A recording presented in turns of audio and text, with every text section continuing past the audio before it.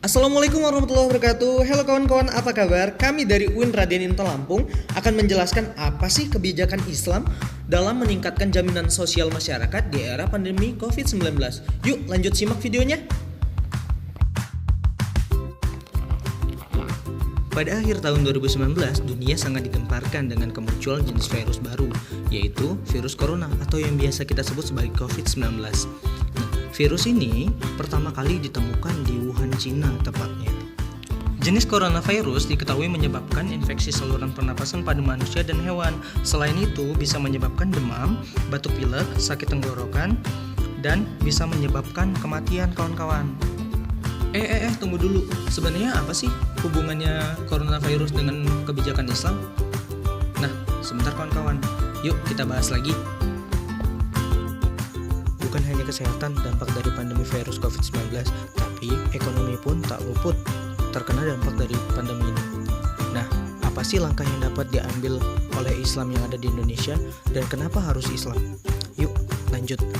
Yang pertama, Islam merupakan agama yang sempurna. Kesempurnaan itu salah satunya dapat dilihat dari ajarannya yang bersifat komprehensif. Tak hanya mengatur hubungan antara manusia dengan Allah, atau bisa disebut hablum minallah, tetapi juga mengatur hubungan manusia dengan sesama manusia, atau hablum minannas, yang harus dilakukan secara baik, benar, dan seimbang.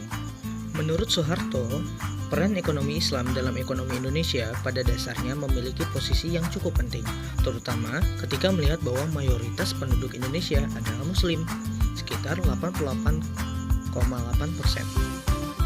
Nah, selanjutnya kebijakan apa aja sih yang bisa diterapkan Islam dalam mengatasi krisis ekonomi pada masa pandemi?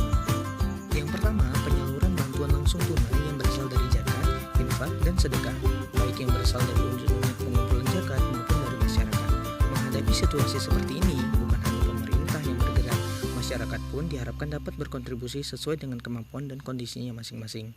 Kedua, penguatan wakaf uang baik dengan skema wakaf tunai, wakaf produktif, maupun wakaf linket sukuk perlu ditingkatkan. Yang ketiga, bantuan modal usaha unggulan saat krisis. Di tengah-tengah krisis, tidak sedikit sektor usaha atau usaha mikro kecil menengah atau UMKM yang berjuang agar tetap eksis. Usaha ini seringkali sulit bertahan karena keterbatasan permodalan. Keberadaan UMKM sebagai kelompok non-muzaki adalah kelompok yang sangat rentan untuk jatuh ke dalam jurang kemiskinan dan kebangkrutan karena guncangan atau hambatan shock ekonomi. Dan yang terakhir, kebijakan dari sistem ekonomi Islam adalah ekonomi dan keuangan syariah sebagai sistem dengan nilai sekaligus merupakan petunjuk dari Sang Pencipta. Diyakini mampu mewujudkan kegiatan ekonomi yang produktif dalam kerangka keadilan. Untuk itu, masyarakat perlu diberi pemahaman yang benar tentang ekonomi. Sekian penjelasan dari kami, mudah-mudahan bermanfaat untuk kita semua. Dan mohon maaf bila ada salah kata baik perbuatan ataupun ucapan.